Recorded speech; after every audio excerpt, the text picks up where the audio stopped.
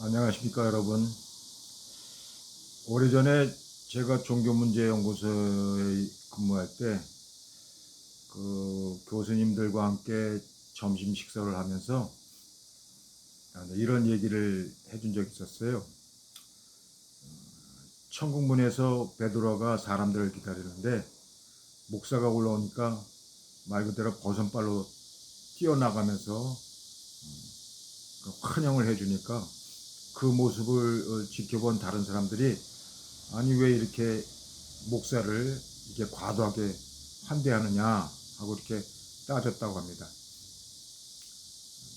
그래서 베드로가 하도 오랜만에 목사가 이 천국에 들어와서 너무 반가워서 그렇다 그런 얘기를 해줬더니 그 교수님들이 재밌어 하더라고요. 제가 왜 이 얘기를 하면 목사라는 그 직분이 천국을 보장해 주는 게 아니듯이 지금 우리나라의 정치 사회적인 그 지도자, 그 지도자들에게서 볼 수 있는 그 어떤 그 직분, 직책 그런 것들이 어찌 보면 국민을 위하여 있는 것이 아니라 자기 자신들의 어떤 이익을 위해서 도모하는 그런 일들이 너무 자주 보고 있다는 것입니다. 그런 것이 참 문제죠. 보안 수사권 문제도 그렇고 그 형소법 개정안에 슬쩍 또 공소기각이라는 또 이상한 것을 또 끼워 넣었더라고요.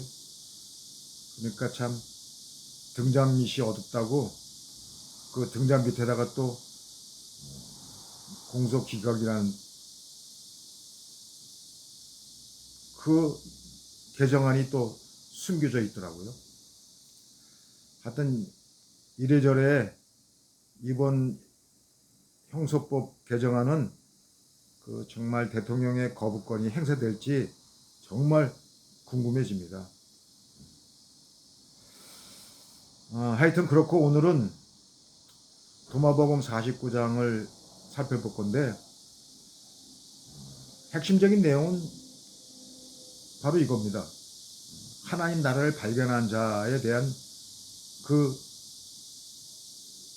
담론을 얘기하고 있는데 그 하나님 나라를 발견하는 두 종류의 부류를 얘기하고 있어요. 첫 번째 부류가 단독자, 그리고 선택받은 자. 자, 거두절미하고 그 핵심적인 의미는 이 단독자라는 것은 자기 자신을 아는 암, 그 암을 발견하는 자. 그리고 선택받은 자는 살아있는 예수의 그 숨겨진 말씀을 해석하고 발견하는 자. 여기에 있다는 거예요. 그런 자들이 하나님 나라를 발견할 수 있다. 여기까지는 크게 문제될 게 없어요. 도마복음 전체의 어록이 이와 관련된 그 지혜 신비 영지의 담론을 진술하고 있기 때문에 이 도마복음 어록 49장에서도 마찬가지로 그것을 제시하고 있는 겁니다. 자, 그런데 문제는 그 뒷단락 구문에서 나타나는 그 내용이 조금 심상치가 않아요. 그 내용에 여러 해석들이 나올 수 있는 그런 내용들이 나온 겁니다. 그러니까 그들이 그곳에서 왔고 또 그곳을 되돌아간다는 이 담론 속에 좀 수상한 내용들이 좀 들어있죠. 그래서 여러 해석들이 나올 수밖에 없는 요 내용인데, 자, 가만히 보세요. 그곳에서 왔고 되돌아갈 것이다. 자, 이 내용의 그 의미가 혹시나 윤회론적인 세계관 아니면은 순환론적인 세계관 이런 것들을 얘기하는 것인가? 또 그것도 아니면 어떤 기독교적인 그 예정론을 얘기하고 있는 어떤 선택적인 세계관, 또 그것을 얘기하는 것인가? 정확히는 알 수 없어요. 솔직히. 자, 가만히 보세요. 이게 순환론적인 세계관이다, 어떤 윤회론적인 세계관이다, 이렇게 단정해서 볼 수 없는 그 이유는 이 그곳에서 왔고 되돌아간다는 이 내용이 단회성을 얘기하고 있어요. 단회성, 일회성. 그러니까 이걸 윤회론적 세계관으로 볼 수도 없는 거예요. 윤회론적인 세계관은 뭐예요? 우리 인간이 그 업력이 소진될 때까지 끊임없이 육도 윤회를 한다는 거 아닙니까? 그 업력에 따라서 지옥도, 아기도, 축생도, 아수라도, 인간도, 천상도, 이 6가지 세계에서 끊임없이 움직인다는 거 아니에요. 그 업력이 소진될 때까지. 사실 윤회론적 이 세계관은 조금 허점이 있는 내용이긴 해요. 왜냐하면 불교에서 무아를 얘기하는데, 이 윤회는 누가 하는가? 그 존재에 대한 물음이 있을 수밖에 없죠. 그러니까 이제 궁색한 논증으로 나는 없지만은 그 업력이 남아 있어서 그 업력으로 그 육도 윤회가 소진될 때까지, 그 업력이 소진될 때까지 계속 돌아간다. 뭐 그런 뭐 궁색한 별명 아닌 논증 논리를 펴고 있지만은 뭐 하여튼 뭐 그렇다고 치고, 그렇다고 순환론적인 세계관이다, 이것도 역시 마찬가지로 우리가 확실하게 그렇다고 말할 수 없는 거예요. 물론 여기서도 우리가 이해 가능한 어떤 내용이 있을 수 있죠. 왔던 곳으로 되돌아간다, 어떤 그런 순환론적인 이해가 가능하지만은 좀 전에 얘기했듯이 이게 단회론적인 일회성적인 그런 의미를 담고 있기 때문에 우리가 또 그것을 맞다고 얘기할 수 없는 거예요. 더구나 이 내용이 기독교적인 어떤 예정론에 관련된 어떤 선택적인 세계관이라고 또 말하기도 너무 턱없이 부족한 그런 의미를 담고 있고, 그래서 저는 이 후반부의 그 내용은 더마복은 예수가 제3자적인 화법으로 자기 자신에 대한 내용을 이렇게 우회적으로 진술한 것은 아닌가 하고 이렇게 생각해 봅니다. 그러니까 도마복음 예수는 하나님 나라의 그 완전한 하나님의 형상으로 이 땅에 왔고,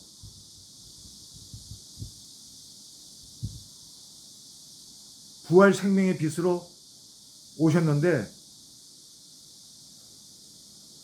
그 십자가의 죽으심과 부활과 승천을 통해서 되돌아가는 그 영적 담론을 이렇게 삼자적인 화법으로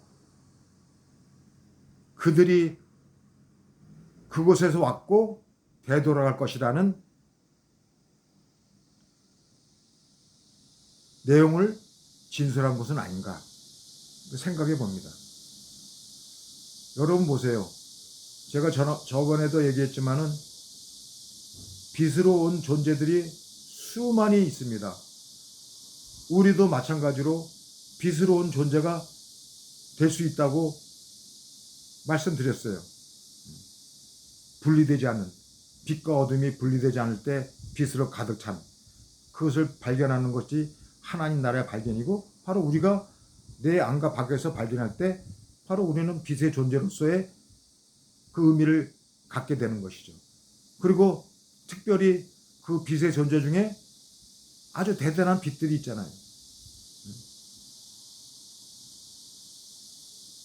시타르타, 공자, 소크라테스, 아주 훌륭한 과학자, 또 철학자, 인문학자, 또 평범하고 보통의 사람들 다 빛으로 온 존재로서 우리가 영적 인식을 할 수 있다는 거예요. 그럼에도 불구하고 예수가 이 내용을 진술한 그 핵심 중에 핵심, 그 이면에 깔려있는 그 영적 담론과 그 의미는 바로 예수 자신을 얘기하고 있다고 저는 생각하고 싶다는 것입니다. 하나님 나라에 이 땅에 오신 그 예수가 다시 되돌아간 부활 승천으로, 여러분 제가 강조하는 게 뭐냐, 부활 생명의 빛으로 오신 그 예수에 대해서 얘기할 때 어떤 다른 종교 창시자들이 그런 모습을 얘기하고 있지 않다는 거예요. 만약에 그런 부활 생명의 빛을 얘기했으면은 그 경전 어디라도 한 줄에 나타나거나 또 다른 문서의 기록에 남겨져 있을 것인데 그런 것이 없다는 거예요. 오직 예수에 관한 것에 대해서만 부활 생명의 빛에 대해서 증거하고 있다는 거예요. 이게 놀라운 거 아닙니까? 물론 이 얘기가 어떤 그 부활 생명의 이 신앙이 어떤 배타성을 갖거나 어떤 폐쇄성을 드러내는 그런 내용이 전혀 아닙니다. 도리어 부활 생명의 빛을 우리가 갖고 있다면은 정말 하나님 나라의 그 놀랍고 위대하고 신비스러운 그 영적인 담론 속에서 우리가 열려있는 마음으로 우리의 영적인 인식의 틀이 넓어지고 높아지고 깊어질 수 있다는 거예요. 그래서 대단한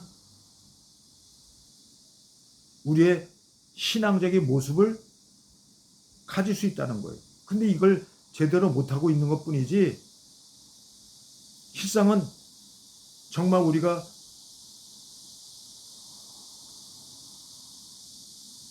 왔던 곳으로 되돌아간다는 이 영적인 담론을 조금이라도 깨닫고 있다면은 우리가 믿고 있는 이 부활 생명의 빛, 이 부활 신앙이 얼마나 귀하고 대단하고 놀랍고 신비스러운지 알게 된다는 것입니다. 정리하면은 하나님 나라의 발견은 내 자신을 아는 암, 어떻게? 내 안에 있는 신성, 하나님 나라의 신성, 그걸 깨닫는 거예요. 그걸 발견하는 거예요. 거기 있고 또 그 살아있는 그 예수의 숨겨진 말씀, 그 지혜 신비 영지의 영적 담론들을 우리가 해석해서 발견하고 깨닫는 자에게 그 하나님 나라의 모습을 발견할 수 있다는 것을 말씀하고 있는 거예요. 그리고 이 후반부의 문제는 예수 그리스도의 부활 생명과 그 승천과 관련된 담론으로 이해할 수 있다는 것입니다. 물론 이것도 믿는 사람이 있고 안 믿는 사람이 있죠. 저는 그런 점에 있어서 이 파스칼의 그 도박 논리, 그 얘기를 좀 하고 싶어요. 하나님 나라가 있다 없다, 있는 편에 내 판돈을 거는가, 없는 편에 판돈을 거는가, 어느 것이 더 유익합니까? 당연히 있는 쪽에 판돈을 거는 것이 더 유익하고 낫죠. 뭐 판돈 얘기해서 죄송한데 예를 들어서 그렇다는 거죠. 그러니까 하나님 나라가 있다는 것, 거기에 우리가 믿음의 인식이 더 유익하고 낫다는 거예요. 왜? 가만히 보세요. 이게 뭐 천국과 지옥과 관련된 얘기도 될 수 있고 뭐 여러 가지 그 관련된 얘기가 될 수 있는데, 자 보세요. 예? 우리가 하나님 나라가 있다고 했는데 없다 하면은 그냥 없는 것으로 끝나요. 거기에 불이익을 받을 게 없어요. 그러나 하나님 나라가 없다고 했는데 있을 경우에는 거기에 따른 유익성은 받지 못하는 거예요. 그러니까 결국은 뭐예요? 없는 편에 내 영적 인식을, 내 신앙적인 행태를 보이는 것이 보다도 있는 쪽에 거는 것이, 있는 쪽에 내 신앙적인 인식, 영적 인식, 신앙 태도를 보이는 것이 더 유익하고 낫다는 것입니다.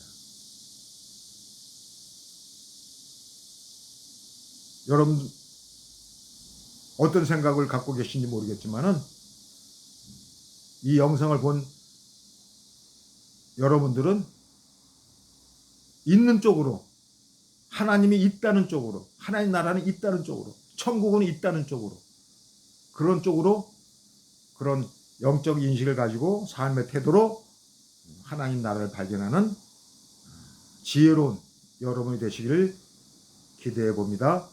오늘은 여기까지.